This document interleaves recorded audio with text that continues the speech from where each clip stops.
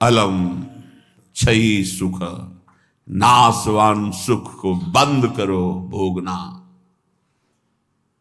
अलम विषय वार्तया नरक कोटि बीभत्सया, बंद करो ये विषय वार्ता का चिंतन कथन श्रवण, ये कोटि नरकों जैसा भय प्रदान करने वाला है। अभी तुम्हें समझ में नहीं आ रहा। ये विषय चित्र देखना, विषय चिंतन करना, विषय क्रियाएं करना बहुत करोड़ों जन्मों में किया है। थोड़ा संयम में हो जाओ। मानव जीवन की दिव्यता, आनंद की दिव्यता, उसका अनुभव करो, परमात्म तत्व का अनुभव करो, नहीं पछताओगे।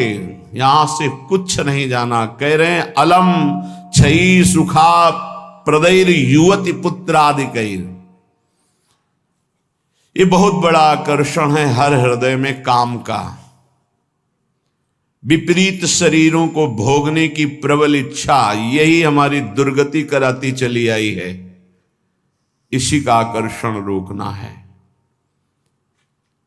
यदि हृदय में ये आकर्षण बना रहा, काम सुख के भोग के लिए विपरीत शरीरों के आकर्षण, शरीरों को भोग करके आनंद की अनुभूति करने की इच्छा, ये दुर्गति करा देती है। दुर्गति ये ऐसा दलदल है, इस दलदल में प्रथम बार जब से उतरे आज तक नहीं निकल पाए।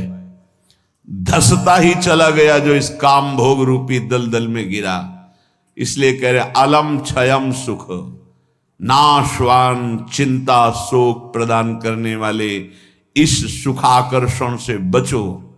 जो शरीराकर्षण, इससे बचो, नष्ट हो जाओगे। तुम्हारे जीवनी शक्ति एक सीमित है। अभी यौवन अवस्था है, नष्ट कर लो, फिर किसी काम के नहीं रहोगे।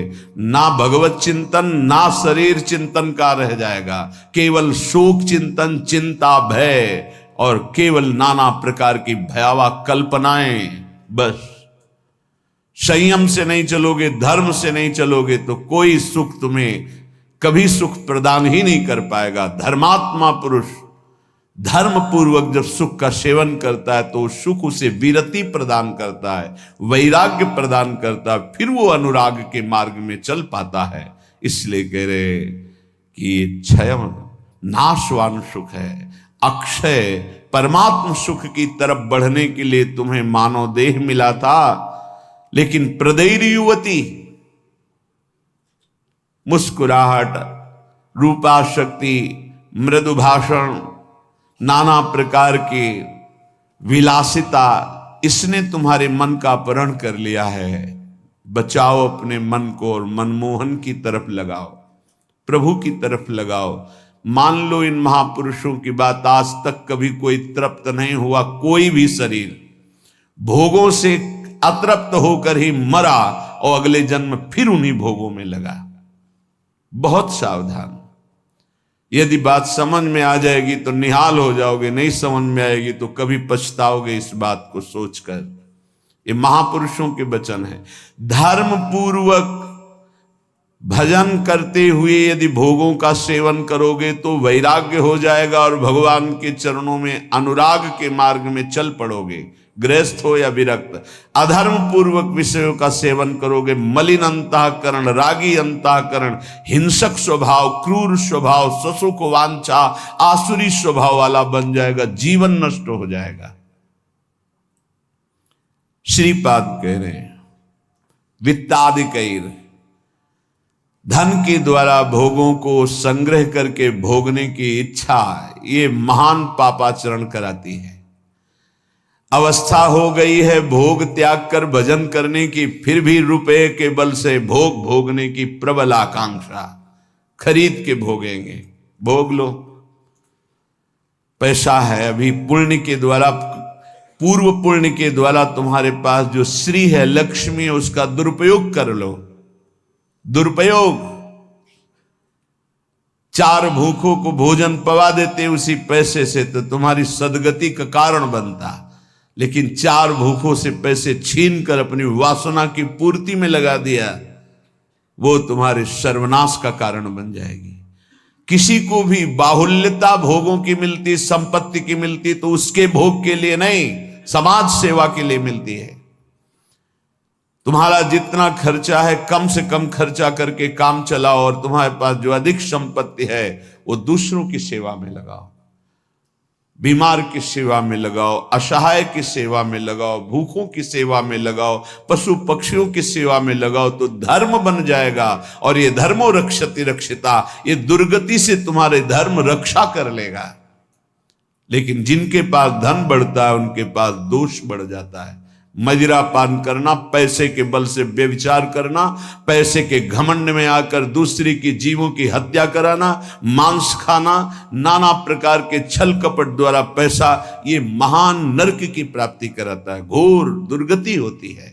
इसलिए कह रहे वित्तादि बचो, बचो, अधर्म के धन से बचो। ये बहुत प्यारा दिखाई देता है लेकिन तुम्हारा सर्वनाश कर देगा। अगर 1 रुपया धर्म का आ जाए तो बुद्धि भ्रष्ट होना शुरू हो जाती, फिर तुम बड़ी बड़ी संपत्तियां छल कपट से एकत्रित करोगे, तुम्हारी दुर्दशा क्या होगी। श्रीपाद कह रहे विमुक्ति कथ याप्यलम मम नमो विकुंठ श्रेय। जो ऐसे आचरण करते हैं मुक्ति की चर्चा उनके लिए बेकार है। ममता रत सन ज्ञान कहानी, अति लोभी सन विरति बखानी, कामी समझिम हरि कथा, ऊसर बीज बय फल दशा। जैसे ऊसर भूमि में बीज फेंक दो बेकार चला जाएगा, ऐसे कामी पुरुष से भगवान के अनुराग की बात करो, ममता रत से ज्ञान की बातें करो, लोभी से वैराग्य की बातें करो, बोले सब बेकार हो जाती है। इसलिए बेकार हो जाती है कि उनके हृदय में इतनी मलिनता है को समझ ही नहीं पाएंगे।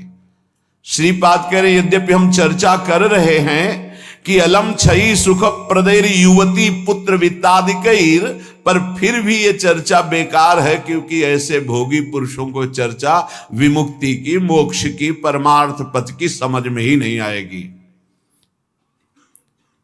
फिर भी हमारी प्रार्थना है कि आप समझने की चेष्टा करें।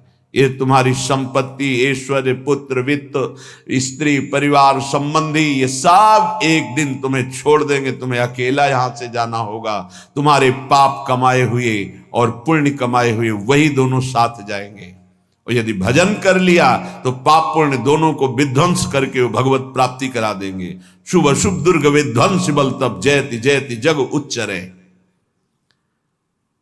जो श्रीधाम वृंदावन के प्रेम का पिपासु हो, वैकुंठ के भी वैभव की तरफ आंख उठा के नहीं देखता। कथयाप्यलम मम नमो विकुंठ श्रेय, नमस्कार है वैकुंठ को, लेकिन मुझे उसके श्रेय, उसके वैभव से कोई मतलब नहीं। परम तु ही भवे भवे भवतु वार्षभाण्यथ, वृषभानु की पुत्री श्री लाडली जू किशोरी जू, परंतु मेरा मन श्री किशोरी जू के चरणारविंद में, जहां ब्रजेंद्र नंदन श्री लाल जो महाराज मुकुट झुकाए हुए हैं, रसघन मोहन मूर्तिम विचित्र केलि महोत्सवोल्लसितम, राधा चरण विलोडित रुचिर शिखंडम हरिम वंदे। मैं श्री किशोरी जू महारानी जू के चरणों की उपासना करता हूं, जिनके चरणों में ब्रजेंद्र नंदन मोर मुकुटधारी स्वयं लाल जू महाराज सर झुकाए हुए हैं। वही वृंदावन मेरा जन्म जन्म की आकांक्षा है, वही मेरा सर्वस्व वृंदावन है, जहां मेरी प्यारी जू और प्यारे जू विराजमान हैं। मुझे नहीं चाहिए वैकुंठ न वैकुंठ का वैभव। अब भी समय है। उपासक यदि आर्त भाव से भगवान से प्रार्थना करे तो प्रार्थना से बहुत जल्दी परिवर्तन होता है। भगवान सत हैं, चिदानंद हैं, प्रेमानंद हैं, करुणामय हैं, और एक भगवान का नाम है भक्ता अनुग्रह कारिणो। जो उनसे प्रार्थना करता है उस पर अनुग्रह कर देते, लेकिन प्रार्थना वही सुनी जाती है जो आर्त भाव हृदय से होती है। सच्ची मानना, तुरंत परिवर्तन देखा गया है। ये हम अपने जीवन की सैकड़ों बार की बात कह रहे हैं। जब कभी ऐसा आया है और प्रार्थना हुई है, मिनट पूरा होना मुश्किल हुआ है और उस प्रार्थना का उत्तर तत्काल मिल गया है। एक बार तो बस प्रार्थना करके हटे कि वह तुरंत उत्तर आ गया, वो ऐसे से ऐसा, अच्छा अच्छा, तत्काल तत्काल। बस अंतर ये होता है कि हम हृदय से प्रार्थना नहीं कर पाते, हमारी प्रार्थना कपट जाल से युक्त होती, इसलिए प्रभु मोहि कपट छल छिद्र न भावा। सच्चिदानंद रूपाय भक्तानुग्रहकारिणो माया निर्मित विश्वाय महेशाय नमो नमः। हे नाथ, आप सच्चिदानंद में हैं, सच्चिद आनंद में। तात्पर्य, हम आपको कुछ दे सकें ऐसी सामर्थ्य नहीं। सच्चिदानंद को हे पार्थिव जो मायाकृत पदार्थ हैं, भोग सामग्री, ये भ्रम हटा दीजिए। हमने कई बार प्रार्थना किया है, ये केवल हमारे भावों को प्रकट करता है, इसलिए वस्तु सामग्री का महत्व है। अगर भाव नहीं है तो कोई वस्तु सामग्री का महत्व नहीं। आप 100 कुंतल सोना चढ़ा दो, हमारे प्रभु के लिए कुछ नहीं है। कई बार आपको बताया है, समुद्र को रत्नगर्भा, पृथ्वी को रत्नगर्भा कहा गया है। ऐसे ऐसे पहाड़ हैं जो 4-4 लाख योजन के सोने के हैं, और वो सब मायाकृत है। आप देवलोक को जाइए, वहां स्वर्णिम भवन बने हुए हैं देव गंधर्व अप्सराओं के। अमरावतीपुरी कैसी बनी हुई है, पढ़ करके महाभारत में देखिए कैसी देवराज इंद्र की सभा है, कैसी वरुण जी की सभा है, कैसी लोकपाल अग्नि की, वायुदेव की, होश उड़ जाएंगे। और ये सब मायाकृत है। ऐसे प्रभु को हम क्या दे सकते हैं? और ऐसे प्रभु को जब रोते हुए भाव से किसी ने पत्र अर्पित किया तो बिक गए एक पत्र में। पत्रम पुष्पम फलम तोयम। हे सच्चिदानंद प्रभु, आपके एक संकल्प से संपूर्ण सृष्टि प्रकट हुई है। ये प्रार्थना, मैं नीच आपको क्या दे सकता हूं नाथ? मेरे पास तो जो कुछ है वो सब आपका दिया हुआ है। शब्दों को देखिएगा, हे नाथ, मेरे पास जो कुछ है वो तो आपका दिया हुआ है। आपके एक संकल्प से संपूर्ण सृष्टि हुई है। नाथ, मैं आपको क्या दे सकता हूं प्रसन्न करने के लिए? आप मुझ पे अपनी तरफ से, अपनी कृपा से प्रसन्न हो। जब मैं शरीर की तरफ देखता हूं तो रोगा हरन्ति सततम प्रबला शरीरम कामादयोप्यनुदिनम प्रदहन्ति चित्तम मृत्युश्च नृत्यति सदा कलयन् दिनानि तस्मात् त्वमद्य शरणं मम दीन बंधो। अब अगर हम विचार करें शरीर के लिए तो नाथ, शरीर में कोई न कोई परेशानी बनी रहती। रोगाहरन्ति सततम प्रबला शरीरम। ये प्रबल रोग शरीर को छीन कर रहे हैं। High blood pressure, low blood pressure, sugar, ये वो। हम क्या आपसे वादा करें कि हम ऐसी साधना करेंगे कि आप प्रसन्न हो जाएंगे? पहली बात बाहरी वस्तुओं की। नाथ, आपने एक संकल्प में अनंत ब्रह्मांडों का सृजन किया। स्वामी, मेरे पास जो वस्तु आपकी दी हुई है, मैं किस वस्तु से आपको रिझा सकता हूं? नाथ, वो तो आपकी दी हुई है। रही शरीर की बात, तो रोगाहरन्ति सततम प्रबला शरीरम।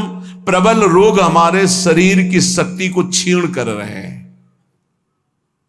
अंदर आए सूक्ष्म शरीर, तो कामादयोप्यनुदिनम प्रदहन्ति चित्तम। ये काम, क्रोध, लोभ, मोह, मद, मत्सर इतना गंदा किए हैं अंदर की, हम कैसे आपको कहें कि हम अंदर से आपका ध्यान धर पाएंगे?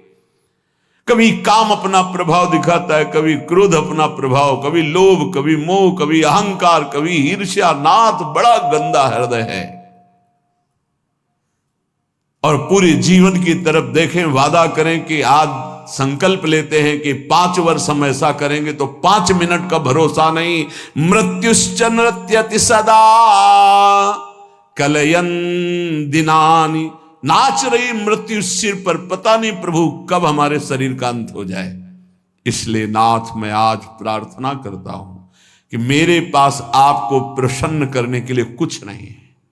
आपकी दी हुई भोग सामग्री और ये शरीर रोगों का घर, मन विकारों के द्वारा अपवित्र, और प्रभु पूरा जीवन मृत्यु के हवाले, किस समय मेरी मृत्यु हो जाए मुझे भरोसा नहीं, पता नहीं। नाथ तस्मात् त्वमद्य शरणम मम दीन बंधु। हे दीन बंधु, अब एक ही उपाय, मैं आपकी शरण में हूं, आप मुझे अपने चरणों की शरण में रख लीजिए। हे प्रभु, वे देहो विनश्यति सदा परिणामशीलस्, चित्तम च खिद्यति सदा विषयानुरागी, बुद्धि सदा हि रमते विषयेषु नान्तस्, तस्मात् त्वमद्य शरणम मम दीन बंधु। बहुत सुंदर। नाथ, ये शरीर का प्रतिपल परिवर्तन हो रहा है। कभी घुटने के बल था, फिर किशोर अवस्था आई, फिर जवानी आई, फिर धीरे धीरे ढल रहा है। ये नाशवान शरीर नाश की तरफ जा रहा है और प्रभु मन प्रतिपल भोगों में लगा हुआ है, हमारा चित्त प्रतिपल भोगों में लगा हुआ है। ईमानदारी की बात देख लो, ये खाऊंगा, ये पीऊंगा, ये देखूंगा, ये भोगूंगा, ये भोगा, अब ये भोगूंगा, ऐसी ही गणित चलती रहती है अंदर। और मेरी बुद्धि बस एक ही बात, इस विषय को भोगने में ये सुख है निश्चय करती है, विषयों में सुख है। मारा गया प्रभु, मारा गया। कुछ भी ऐसा नहीं है जिस पर मैं टिक सकूं। शरीर टिक नहीं रहा क्योंकि नाशवान प्रतिक्षण नाश की तरफ जा रहा, मन प्रतिक्षण भोगों का चिंतन कर रहा, बुद्धि यही निश्चय करा रही कि भोगों में, रुपया में, घर में, मकान में, स्त्री में, पुत्र में, शरीर में, इन्हीं में सुख है। नाथ, कभी मैं आत्मा राम नहीं बन सका, अर्थात अपने स्वरूप को नहीं जाना कि मैं कौन हूं। इसलिए दीन बंधु, अब आपकी शरण में हूं, बचा लीजिए मुझे। हे नाथ, मैं आपकी शरण में हूं। आयुर्विनश्यति यथा मघटस्तथोयम्, विद्युत प्रभेव चपलाबत यौवनश्रीः, वृद्धा प्रधावति यथा मृगराज पत्नी, तस्मात् त्वमद्य शरणम मम दीन बंधु। प्रभु, जैसे कच्चे घड़े के प्रभाव को जानो कि पानी डालते ही वो फैल जाता है, डस्ट हो जाता है, कच्चे घड़े में पानी नहीं टिकता। नाथ, इस तरह मेरा शरीर है, कच्चे घड़े की तरह, पता नहीं कब फूट जाए। जैसे पानी का बुलबुला बढ़िया दिखाई दे रहा है लेकिन किस क्षण फूट जाए उसका भरोसा नहीं, बिल्कुल ऐसे ही। विद्युत प्रभेव चपला बत यौवनश्री, ये जवानी, ये वैभव बिजली की तरह है। इसको भी देखा, बहुत चंद दिनों में नष्ट होते देखा। ये जो श्री अर्थात लक्ष्मी है, चपला है, इसे चंचला कहा गया है। ये किसी एक जेब में बराबर नहीं टिकेगी। वही रुपया लाखों लोग कह चुके हैं कि मेरा है और लाखों कहेंगे मेरा है, वो बदलता चला जाएगा, चपला है। आयुर्विनश्यति यथा मघटस्थ तोयम, विद्युत प्रभेव चपला बत यौवनश्री। ये जवानी, ये रुपया, ये भोग सामग्री, ये वाहवाही किसी की ब्याही हुई नहीं है। आज जवान हो, कल तुम्हारी दुर्दशा हो जाएगी। आज धनी हो, कल मांग करके तुम्हें खाने की भी हिम्मत नहीं रहेगी, ऐसी स्थिति आ जाएगी। बहुत होश में।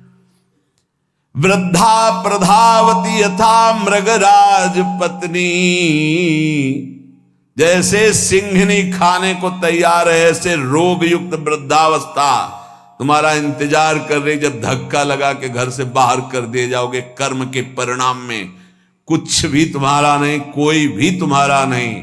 ऐसे कितने उदाहरण हैं। इसलिए अभी दीन बंधु, प्रभु के नाम जपने का अवसर जप लो। अभी प्रभु की शरण में हो जाओ, तुम्हारा मंगल हो जाएगा। इस पर भरोसा मत करो। जब घटनाएं सुनते हैं तो लगता है कि लोगों को सीख लेनी चाहिए।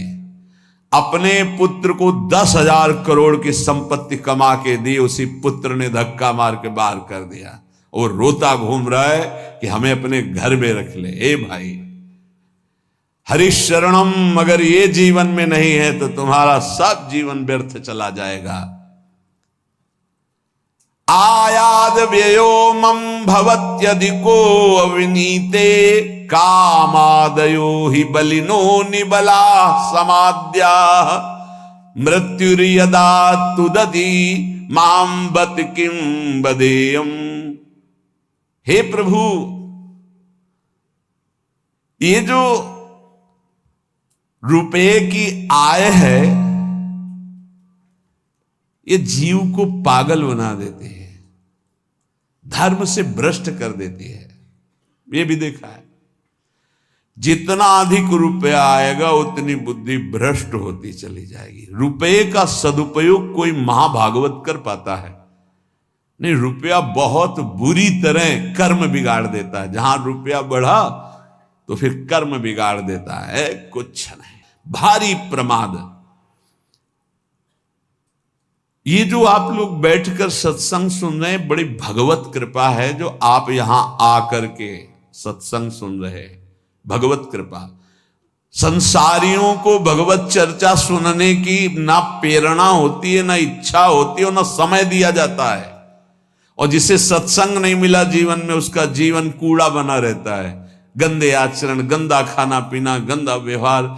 भगवत प्राप्ति करना है, भजन करना है, ऐसा कहीं चिंतन ही नहीं है, कहीं चिंतन नहीं। बस कमाना, ये सत्य है संसार, ऐसा भाव, कमाना है, मकान बढ़िया बन जाए, रुपया बैंक बैलेंस हो, अमुक कार्य सोचते सोचते मर गया, फिर अगला जन्म हुआ, फिर यही सोच, कब तक चलता रहेगा। आयाद व्ययो मम भवत्यधिको विनीते।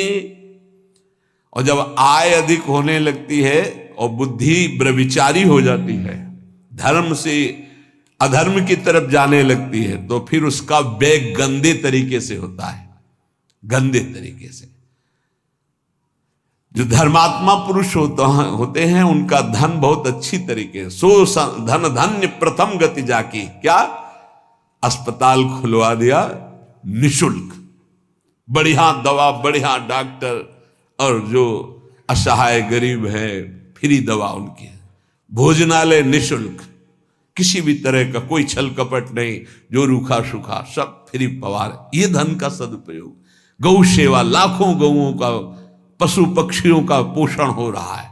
ये विद्यालय खुलवा दिया, निशुल्क विद्यालय, फीस डॉक्टरों की, मास्टरों की, जो भी जैसे, वो सब अलग अपनी तरफ से। औषधालय, विद्यालय, ये सब वो धर्मात्मा पुरुष का ऐसे खर्चा होता है। अधर्मी का खूब शराब पी रहे हैं, व्यभिचार कर रहे हैं, कितने रुपए लगे आज के नाच में, इतने लगे पार्टी में। अस्पताल खुलवा देते तो पूरे तुम्हारा परिवार का कल्याण हो जाता, कितना लाभ मिलता। जो धनाभिमानी हैं उनके द्वारा धन का सदुपयोग नहीं होता, जो भगवत चरणारविंद के आश्रित है उनका सदुपयोग होता है। बोले प्रभु, अधिक आय होने पर धन का व्यय गलत तरीके से होने लगता है। नाथ, उसका प्रभाव यह हुआ कि काम आदि दोष बहुत बढ़ जाते हैं, बहुत बढ़ जाते हैं। कामादयो ही बलिनो निबला समाद्या, इतना निर्बल कर देता है कि वो बुद्धि से निश्चय ही नहीं कर पाता कि ऐसा करना चाहिए कि नहीं, वो ना करने योग्य बेविचार करता है। कामाद्या ही बलिनो निबला समाद्या मृत्युर्यदा तुदति माम बत किम बदेयम। क्या कहूं प्रभु, इतना निर्बल कर दिया काम ने कि अब अपने को रोक नहीं पाता। अब तो मृत्यु का दंड मिलेगा और नरक की दुर्गति भोगनी पड़ेगी। नाथ, अब तो आप संभाल लीजिए, आपकी मैं शरण में हूं। एक ही उपाय है, तस्मात्। अब एक उपाय है, आपकी शरण में हूं दीन बंधु, आप स्वीकार कर लो। दीन बंधु, हे भगवान, तप्तं तपो नहि कदापि मयेह तन्वा वाण्या तथा नहि कदापि तपश्च तप्तम् मिथ्या विभाषण परेण न मानसं हि तस्मात् त्वमद्य शरणं मम दीन बंधु। प्रभु कभी किसी तीर्थ में जाके कष्ट रूपी तपस्या नहीं की। करना चाहिए हर गृहस्थ को, विरक्त को भी। आप गृहस्थ हैं, वृंदावन धाम आए, एक दिन तो उपवास कीजिए, पानी पी के रहिए, चाहे जितने करोड़पति हों। अगर लाभ लेना है तो बात हमारी प्रार्थना मान लीजिए। एक दिन में मर नहीं जाओगे। एक दिन उपवास करो, 3-4 दिन के लिए वृंदावन आए हो तो 24 घंटे केवल पानी पी के रहो। नहीं ऐसी स्थिति है कि महीनों पानी नहीं जाएगा मुख में। बात मान लो, तुम्हारे कर्म भस्म हो जाएंगे जो अशुभ कर्म करते हो। वृंदावन आओ, हरिद्वार जाओ, काशी जाओ, तीर्थ यातन करो, करो अवश्य करो, जिससे तुम्हारी मलिनताएं नष्ट होंगी। लेकिन होटलबाजी मत करो, तीर्थों में जाकर के पिकनिक मत मनाओ, गंदे आचरण मत करो तीर्थों में। नहीं, पुरखा भी जो तुम्हारे कुछ ऊंचे होंगे ना, वो नरक चले जाएंगे। 21 पीढ़ियां तरती तो 21 पीढ़ियां नरक भी जाती है। तीर्थ याटन करने का लाभ वही ले पाता है जो तीर्थों में जाके तप करता है, कष्ट सहता है। एक दिन जल से व्यतीत करो, दूसरे दिन फलाहार करो, तीसरे दिन थोड़ा अन्न ले लो। कोई अपराध न बनने पावे, बचा के अपने पुण्य निकल जाओ। कोई दोष दर्शन न करो, किसी की निंदा न करो, कोई पापाचरण न करो। तीर्थ आए हो, किसी को जब तक साधु संग नहीं मिलता तो तीर्थों का भी लाभ नहीं ले पाते। वृंदावन धाम आए, मुख में मसाला खाए, 25 से थूक दिया, वैष्णव आ रहा जब करते, और उसके पैर में पड़ा, सारे सुख तो थूकने वाले के नष्ट हो गए। दोना में चाट खाई, परिक्रमा मार्ग में फेंक दिया। उनको क्या पता है कि कहां क्या है। दीवाल में ऊपर लिखा है राधा, और वहीं खड़े लोग संग, तुम्हारे पुरखा भी सुकृतहीन हो जाएंगे जो तुम आचरण कर रहे हो, क्योंकि तुम्हारे भाव का संबंध है वहां से। बहुत सावधान। तीर्थों में लाभ तभी ले सकते हो, लघु शंका बहुत देख के, कहां करनी, थूकना बहुत देख के। तीर्थों में जाए, पक्का एक दिन उपवास करे, एक दिन फलाहार करे, एक दिन थोड़ा सा अन्न, और वो भी पवित्र अन्न। ऐसा नहीं कि आदेश कर दिया खूब छौंक बघार के, प्याज लहसुन हो, ये वो। तीर्थ याटन करने गए हो, ऐसे थोड़ी जाया जाता है तीर्थ याटन। मनोरंजन के लिए मत जाना कभी हरिद्वार, ऋषिकेश, काशी, वृंदावन। मनोरंजन के लिए मत आना। अगर मनोरंजन के लिए आए हो तो जितने सुकृत हैं सब नष्ट हो जाएंगे।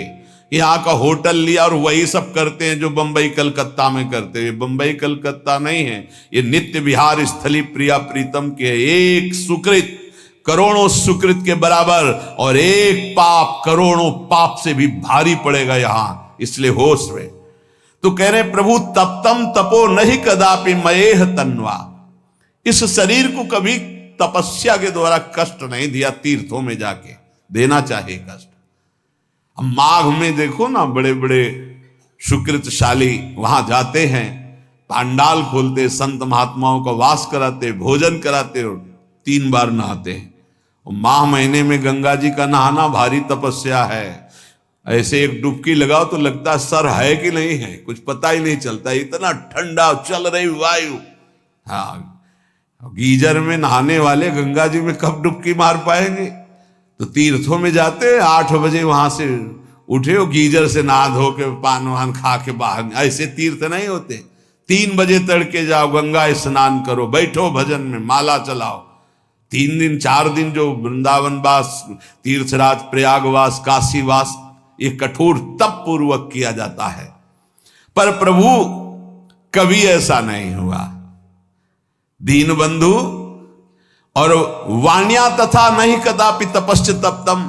वाणी का कभी तप नहीं किया। शरीर का ये तप है तीर्थ याग, और वाणी का तप 2 घंटे 3 घंटे बैठ गए, खूब नाम कीर्तन किया, राधा राधा राधा। नाम कीर्तन में मन बड़े पुण्यात्मा पुरुष का लगता है। और नाम संकीर्तनम यस्य सर्व पाप प्रणाशनम, समस्त पापों को विध्वंस कर देता है नाम कीर्तन। तो वाण्या तथा नहीं कदापि तपश्च तत्तम, नाथ कभी शरीर से तो तप तीर्थों में किया नहीं, वाणी से कभी नाम कीर्तन का तप नहीं किया। पूरी चतुरासी जी गा लिए, सुधा निधि गा लिए, यमुना के तट पर बैठ करके आए 2-4 दिन के लिए और परिक्रमा लगाए, नाम कीर्तन में बैठे, नाम कीर्तन किया, ये कभी तप नहीं किया। मिथ्या विभाषण परेण, जबान से झूठ बोलना, गाली देना, निंदा करना, पापाचरण करना, प्रभु शरीर से पाप, वाणी से, और मानसम ही, और मन से प्रभु पूछो मत, मन तो सदैव पाप ही सोचता रहता है। तस्मात् मध्य शरणम मम दीन बंधो, हे दीन बंधु ऐसे मुझ नीच को अपनी शरण में रख लो।